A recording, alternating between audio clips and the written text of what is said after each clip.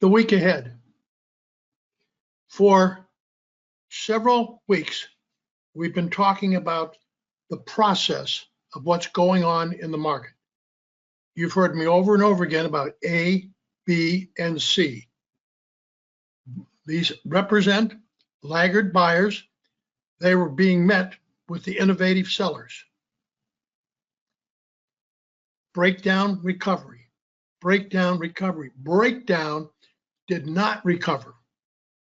Then, so you got the third time the market broke from this exacting. Anytime you get an exacting trend line like this, the odds are huge that it is weak hands or the weakest hands traders. Smarter, bigger money does not buy at exacting levels. From this breakout, the market formed a small balance. Then we got an excess high right here.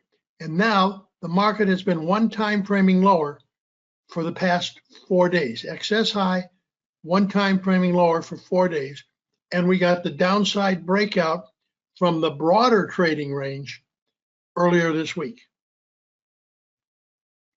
Now, where are we now? The question is, coming into Monday, did we get an excess low today on Friday?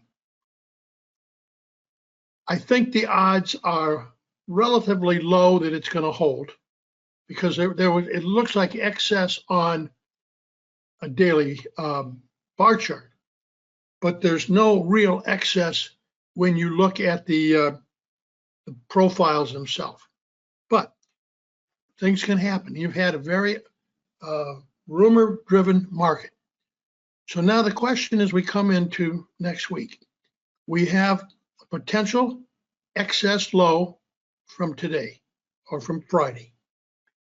The question is, can the market cease one time framing lower? And at the same time, if it ceased one time framing lower, the market would then re-enter that upper bracket. Trading is about change. So currently, the trend is down. The shorter term trend is down. If we re-enter the prior bracket, then there's a potential that we have an excess low and we have change, and the market starts to work on the bracket again. So I'm looking at that the bracket breakout as a go, no-go level. Now, the second thing I want to talk about, and this is not something new, but I've mentioned before that the longer time frame is fairly patient.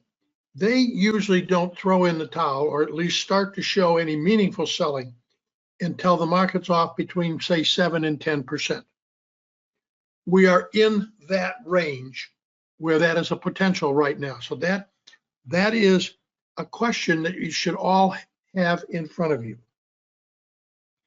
I said last week that from all reports I had, that one of the things that was holding this market back was that the longer time frame was overly long the market. I said Europe was underinvested, and the U.S. appeared to be overinvested. So that's what we're dealing with. We got the two big questions. Do we have an excess low from Friday? If we don't have an excess low, that increases the odds that we can see additional selling, or maybe some more serious selling from the longer time frame. Have a great week. Thank you.